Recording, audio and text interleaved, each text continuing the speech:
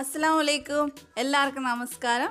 ഞാനിന്ന് ഗാർലിക് മയണൈസിൻ്റെ റെസിപ്പിയാണ് കൊണ്ടുവന്നിട്ടുള്ളത്. നമ്മൾ നാട്ടിൽ ഷവർമയുടെ കൂടെ കിട്ടുന്ന ആ സോസ് ഇല്ലേ, ഷവർമയുടെയും ഗ്രില്ലിൻ്റെയും ഒക്കെ കൂടെ കിട്ടണ ആ സോസാണ് ഗാർലിക് മയണൈസ്. ഇതിനകത്ത് മയണൈസിൻ്റെ കൂടെ തന്നെ ഗാർലിക്കും കൂടി ചേർക്കുന്നതുകൊണ്ടാണ് അങ്ങനെ ഒരു പേര് വരുന്നത്. ഇത് വീഡിയോ ആയിട്ട് എടുത്തതല്ല, വേറൊരു റെസിപ്പിക്ക് വേണ്ടി എടുത്തപ്പോൾ ഞാനത് ജസ്റ്റ് സെപ്പറേറ്റ് ആയിട്ട് ഒന്ന് ഇട്ടുന്നേ ഉള്ളൂ.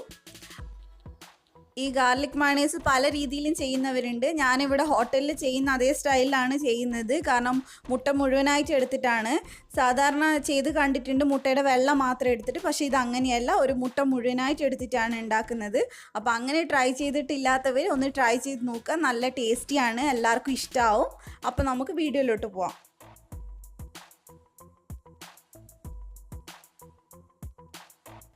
ഞാനിവിടെ 3 മുട്ട വെച്ചിട്ടാണ് ചെയ്ത് കാണിക്കുന്നത്. അതിന് വേണ്ടിയിട്ട് ഒരു മിക്സിയുടെ ജാറിനകത്തോട്ട് 3 മുട്ട ചേർത്ത് കൊടുക്കുക. അത് മിക്സിയുടെ ചെറിയ ജാർ തന്നെ എടുക്കണമെന്ന് ഒരു നിർബന്ധമില്ല, ഏത് ജാറായാലും കുഴപ്പമില്ല. ഇപ്പം ഞാൻ 3 മുട്ട ഇവിടെ പൊട്ടിച്ചൊഴിക്കുന്നുണ്ട്. ഇനി ഞാനിവിടെ വെളുത്തുള്ളിയാണ് ചേർത്ത് കൊടുക്കുന്നത്. ഞാൻ ഏകദേശം ഒരു 5 ചെറിയ വെളുത്തുള്ളി എടുത്തിട്ടുണ്ട്. ഒത്തിരി വലിയ വെളുത്തുള്ളി ആണെങ്കിൽ ഒരു 3 4 മാക്സിമം എടുത്താൽ മതി, ഇല്ലേ വെളുത്തുള്ളീൻ്റെ കുത്തൽ വരും. ഇനി ഇതിനകത്തോട്ട് 2 ടേബിൾ സ്പൂൺ വിനാഗിരി ചേർത്ത് കൊടുക്കുക. വിനാഗിരി ഇല്ലെങ്കിൽ നാരങ്ങ നീരായാലും ഒരു കുഴപ്പമില്ല. പിന്നെ ഇതിനകത്തോട്ട് ഒരു 1/4 ടീസ്പൂൺ കുരുമുളക് പൊടി ചേർത്തിട്ടുണ്ട്. കുരുമുളക് പൊടി നിർബന്ധമില്ല, പക്ഷേ ഒരു ചെറിയൊരു സ്പൈസ് നമുക്ക് അറിയൊന്നുമില്ല, ചെറിയൊരു ടേസ്റ്റ് കിട്ടാൻ വേണ്ടിയിട്ടാണ് അങ്ങനെ ചേർക്കുന്നത്. പിന്നെ ആവശ്യത്തിന് ഉപ്പ് ചേർത്ത് കൊടുക്കുക. പിന്നെ ഇതിനകത്തോട്ട് ഞാൻ എക്സ്ട്രാ ചേർക്കുന്നത് ഒരു 1/4 ടീസ്പൂൺ പഞ്ചസാരയാണ്. ഒരു 2-3 നുള്ളു പഞ്ചസാര ചേർത്താൽ മതി, കൂടുതൽ വേണ്ട. നമ്മൾ കടയിൽ നിന്ന് വാങ്ങിക്കുന്ന ഗാർലിക് സോസിന് ചെറിയൊരു സ്വീറ്റ് ടേസ്റ്റാണ്, അത് അവർ കുറച്ച് പഞ്ചസാര ചേർക്കുന്നതുകൊണ്ടാണ്. ഇനി നമുക്കിതെല്ലാം കൂടി ഒരു 2 മിനിറ്റ് നന്നായിട്ടൊന്ന് അടിച്ചെടുക്കുക. ഞാനിതിപ്പോൾ നന്നായിട്ട് 2 മിനിറ്റ് അടിച്ചെടുത്തിട്ടുണ്ട്. ഇനി ഇതിനകത്തോട്ട് നമ്മൾ ഓയിലാണ് ചേർക്കുന്നത്. 3 മുട്ടയ്ക്ക് 1 കപ്പ് ഓയിലാണ് ഞാൻ ചേർക്കുന്നത്. 240 ml ഉണ്ട് ഏകദേശം.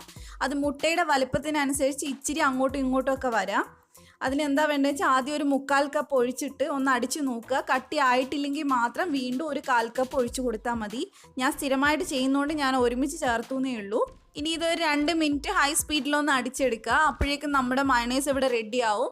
ഇനിയിപ്പോൾ ഞാൻ എടുത്ത അത്രയും ലൂസായിട്ടുള്ള ഇച്ചിരിയും കൂടെ കട്ടിയായിട്ടാണ് വേണമെന്നുണ്ടെങ്കിൽ ഒരു 2 ടേബിൾ സ്പൂൺ കൂടി ഓയിൽ ഒഴിച്ച് കൊടുത്താൽ മതി.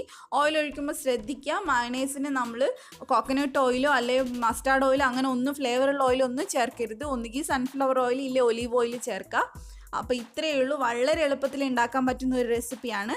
അപ്പോൾ ഫസ്റ്റ് ടൈം ട്രൈ ചെയ്യുന്നവർ ഒറ്റ മുട്ട വെച്ച് ട്രൈ ചെയ്ത് നോക്കുക. അതുപോലെ തന്നെ ഫസ്റ്റ് ടൈം ട്രൈ ചെയ്യുന്നവർ ഓയിൽ കുറച്ചായിട്ട് ഒഴിച്ചതിന് ശേഷം മാത്രം അടിച്ചെടുക്കുക. അതോ 2-3 വട്ടം അടിച്ചെടുത്താലും കുഴപ്പമില്ല.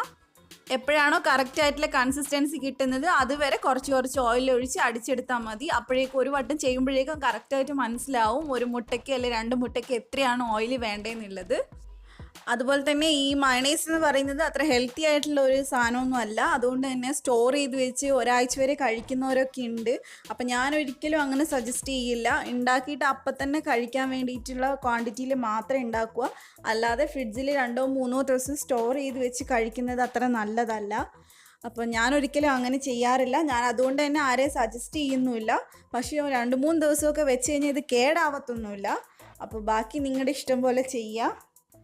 നിങ്ങൾക്ക് എൻ്റെ വീഡിയോ ഇഷ്ടപ്പെട്ടിട്ടുണ്ടെങ്കിൽ ലൈക്ക് ചെയ്യാൻ മറക്കരുത്, അതുപോലെ തന്നെ ഷെയർ ചെയ്യാനും മറക്കരുത്. പിന്നെ ധ്യാൻസ് കണ്ണൂർ കിച്ചൻ നിങ്ങൾ ആദ്യമായിട്ടാണ് കാണുന്നതെങ്കിൽ ഈ വീഡിയോൻ്റെ തൊട്ട് താഴെ സബ്സ്ക്രൈബ് എന്നുള്ള ഒരു റെഡ് ബട്ടൺ കാണും, അതൊന്ന് ക്ലിക്ക് ചെയ്യുക. അത് ക്ലിക്ക് ചെയ്യുമ്പോൾ തൊട്ടടുത്തന്നെ ഒരു ബെല്ലിൻ്റെ പടവും കൂടെ വരും, അതുകൂടെ ഒന്ന് ക്ലിക്ക് ചെയ്യുക. അപ്പോൾ ഞാൻ വീഡിയോസ് ഇടുമ്പോൾ നിങ്ങൾക്ക് മിസ്സാവാതെ തന്നെ നോട്ടിഫിക്കേഷൻ വരുന്നതായിരിക്കും. അപ്പോൾ ഇനി ഒരുപാട് നല്ല നല്ല റെസിപ്പീസായിട്ട് ഞാൻ വരുന്നതായിരിക്കും ഇൻഷാ അല്ലാ. Thank you for watching.